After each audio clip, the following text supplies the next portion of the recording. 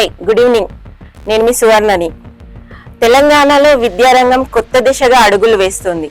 ఒకప్పుడు నాణ్యమైన విద్య కోసం ప్రైవేట్ పాఠశాలల వైపు మొగ్గు చూపిన తల్లిదండ్రులు ఇప్పుడు ప్రభుత్వ పాఠశాలలపై విశ్వాసం పెంచుకుంటున్నారు.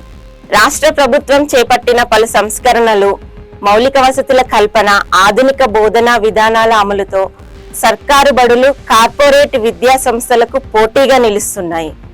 ప్రభుత్వం ప్రతిష్టాత్మకంగా అమలు చేస్తున్న మన ఊరు మనబడి కార్యక్రమం ద్వారా వేలాది పాఠశాలల్లో అభివృద్ధి పనులు చేపట్టింది. కొత్త తరగతి గదులు, మరమ్మతులు, ఫర్నిచర్, విద్యుదీకరణ, త్రాగునీటి సదుపాయాలు, ఆధునిక మరుగుదొడ్లు వంటి మౌలిక వసతులు అందుబాటులోకి వచ్చాయి. పాఠశాల ప్రాంగణాలు ఆకర్షణీయంగా మారడంతో విద్యార్థుల చదువుపై మరింత ఆసక్తి పెరుగుతుంది. అంతేకాకుండా విద్యా బోధనలోనూ ప్రభుత్వం ఆధునిక సాంకేతికతను వినియోగిస్తుంది.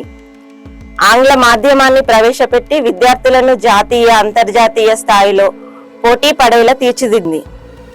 స్మార్ట్ క్లాస్ రూమ్లు, డిజిటల్ లెర్నింగ్, ఇంటరాక్టివ్ బోర్డులు వంటి సదుపాయాలు ఇప్పుడు గ్రామీణ ప్రాంత ప్రభుత్వ పాఠశాలల్లో కూడా అందుబాటులోకి రావడం విశేషం. విద్యార్థుల సంక్షేమానికి కూడా ప్రభుత్వం ప్రత్యేక ప్రాధాన్యం ఇస్తుంది. నాణ్యమైన మధ్యాహ్న భోజనం, ఉచిత పాఠ్య పుస్తకాలు, యూనిఫామ్లు, ఇతర విద్యా సామాగ్రి సకాలంలో అందజేస్తుంది.